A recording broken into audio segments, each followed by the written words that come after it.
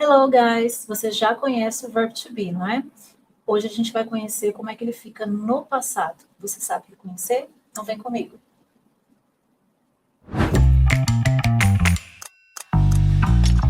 Olá, pessoal! Hoje nós vamos relembrar como o verbo to be, que é aquele verbo tão importante da língua inglesa, que nós já sabemos que ele significa, na maioria das vezes, o verbo ser ou estar da língua portuguesa. Como ele fica no passado, vamos relembrar um pouco no presente, como é que ele fica no presente. E vamos fazer também algumas introduções sobre como são as formas dele no passado simples, para que você possa reconhecer quando ele aparecer nos textos, tá bom? Então vamos olhar aqui para os exemplos que nós trouxemos hoje para vocês. Nós colocamos aqui neste primeiro exemplo duas formas em que o verbo to be aparece. Primeiro, ele está como it is, é o verbo na terceira pessoa do singular, que para nós ficaria como é necessário. Nós sabemos que esse tipo de frase, né, é necessário, é importante, são frases que em língua portuguesa nós não temos o sujeito, mas em inglês sempre vai aparecer o it. Então aqui a gente tem o is e também aparece a forma do infinitivo do verbo to be, que é como está aqui destacado, né? It's necessary to be ethical in IA development. É necessário ser ético no desenvolvimento da inteligência artificial.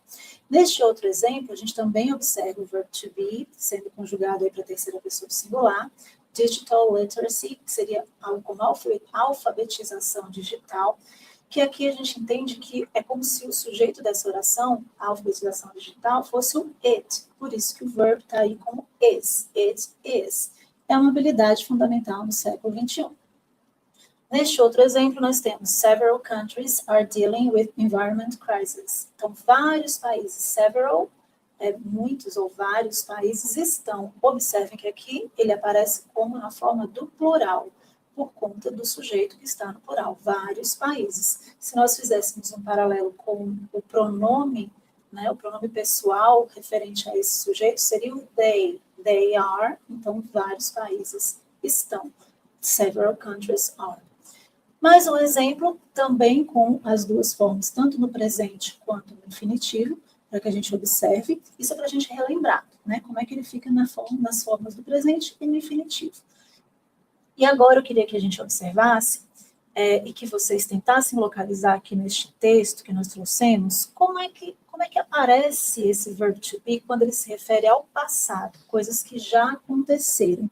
Então, aqui a gente tem um pequeno trecho, né, uma chamada de uma notícia, de um artigo, que está disponível aqui nesse site da BBC, e nós podemos observar que aqui nós temos duas ocorrências do verbo to be, na forma do passado, were e was. Então, a gente observa também que women, o sujeito dessa oração, women were never meant to give birth on their backs.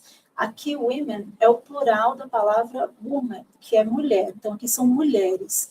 Mulheres nunca foram feitas para dar à luz deitadas de costas, né?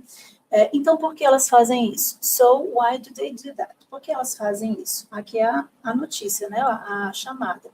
E aí embaixo a gente tem mais uma ocorrência, né, do verbo que é com was, e está dizendo o seguinte: é geralmente mais perigoso para as mulheres dar à luz lying down, deitadas de costas.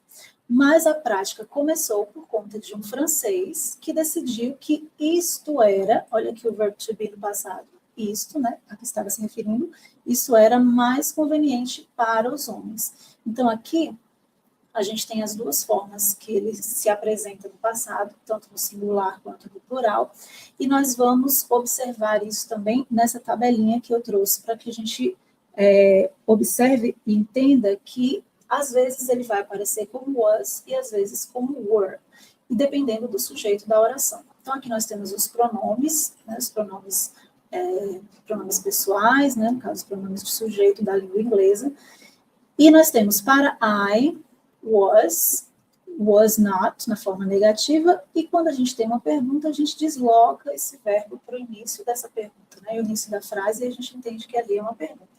Eu coloquei aqui em destaque were também para o pronome I, porque tem uma situação em que acontece da gente dar preferência para usar I were. E eu vou dizer daqui a pouquinho no próximo slide.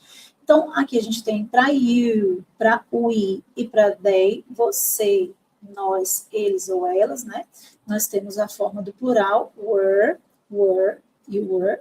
E quando a gente tem a forma negativa, vai aparecer com a partícula not ou a forma abreviada, weren't. Assim como wasn't, seria a forma abreviada no singular.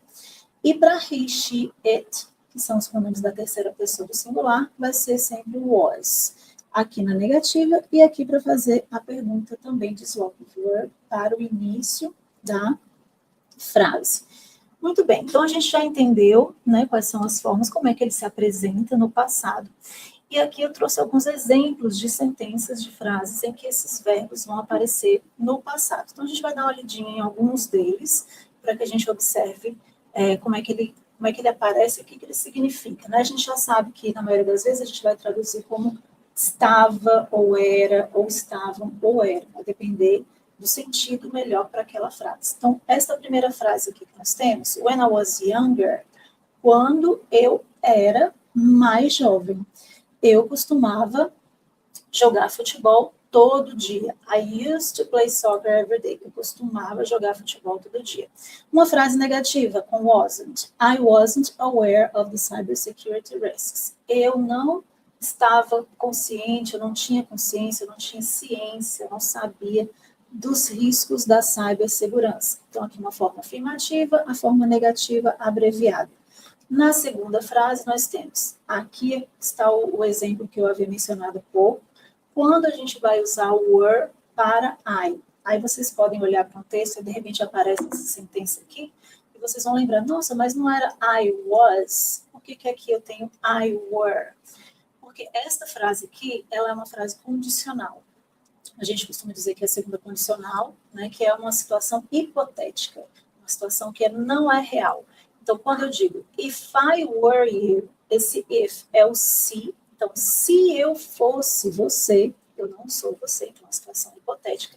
Então, nesse tipo de sentenças, nós usamos para why, para todos os outros pronomes, o verbo were, a forma passada do were. Então, não se assustem se vocês virem assim escrito, tá bom? Então, se eu fosse você, I would study harder. Eu estudaria mais, eu estudaria com mais afinco. E a forma negativa também acontece. If I weren't so busy, se eu não estivesse tão ocupado, ou seja, eu estou ocupado. Então, uma situação hipotética. Se eu não estivesse tão ocupado, eu ajudaria você. E aqui uma forma de uma sentença como pergunta, né? Uma frase interrogativa. Was I responsible for the final report? Eu era responsável pelo relatório final, como se a pessoa estivesse perguntando para si mesma, né? Mas em qualquer situação em que há uma pergunta, em que o verbo to be é utilizado, ele sempre vai estar no início dessa frase. Tem mais alguns exemplos aqui que vocês depois podem olhar com mais calma, tentar fazer a tradução, observar como é que aparece, está abreviado ou não. Mas a gente vai passar agora para esse texto, né, que é para a gente observar como ele aparece dentro de um texto. Como é que a gente vai localizar e qual é a função da gente saber localizar? Primeiro, a gente precisa entender se o que está sendo tratado no texto é algo que já aconteceu, está falando sobre algo que já foi, que já passou, ou se é algo no presente que está acontecendo nesse momento, ou algo de rotina. Então, isso é importante para a gente observar e entender melhor as sentenças, as frases que aparecem no texto, que nós precisamos compreender para resolver as questões do Enem. Então, aqui nesse texto, o título é Decolonization, que seria como descolonização em língua portuguesa. A gente também tem o termo decolonização, né? Mas como esse texto ele vai tratar especificamente das colônias, né, da independência das colônias, então realmente é descolonização.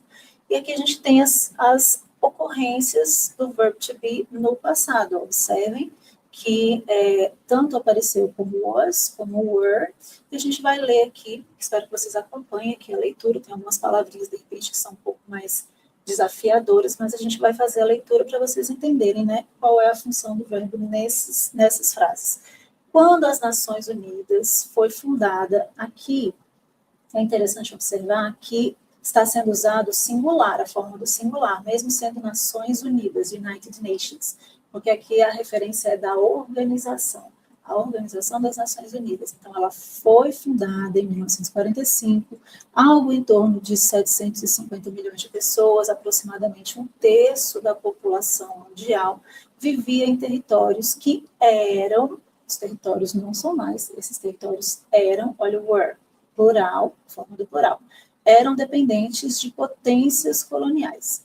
Aí aqui já passa para o presente. Observe que today está marcando que como é que mudou desse passado para hoje, né? Hoje existem, there are, 17 territórios não autônomos, remanescentes, né? Os que sobraram, restaram, e menos de 2 milhões de pessoas vivem neles. Essa onda de descolonização que mudou a face do planeta, nasceu, olha, was born. O verbo nascer é be born. Então, sempre não, mas a maioria das vezes ele vai ser utilizado no passado. Nasceu ou nasceram. Então, was born ou were born, quando for singular. Nasceu com as Nações Unidas e representa seu maior grande sucesso, né? Essa ação dessa organização. Como resultado da descolonização, muitos territórios se tornaram independentes e se juntaram às Nações Unidas. Aqui a gente tem mais uma ocorrência, vai falar sobre o Sistema Internacional de Tutela. Então, esse Sistema Internacional de Tutela foi estabelecido, né, pela Carta das Nações Unidas, UN Charter, é uma carta, é um acordo, né, o tratado, afirmando o princípio de autodeterminação. A Carta descreve a responsabilidade dos Estados pelos seus territórios, sobre sua administração, como um dever sagrado, a sacred trust, um dever sagrado, no qual os interesses dos seus habitantes são primordiais. Então, aqui a gente tem esse texto, né, um texto simples, na verdade é um trecho, né, de um texto retirado do próprio site das Nações Unidas, e aqui a gente observa como foi importante a observação dessas formas do verbo to be no passado, para nós entendermos, né, que aqui está falando sobre a história da descolonização desses territórios. Então, por hoje, esse foi o assunto. Espero que vocês tenham gostado, tenham acompanhado. Continue nos acompanhando nas redes sociais, acompanhe também na plataforma, né, todos os vídeos, todas as lives. Fiquem com a gente e bons estudos.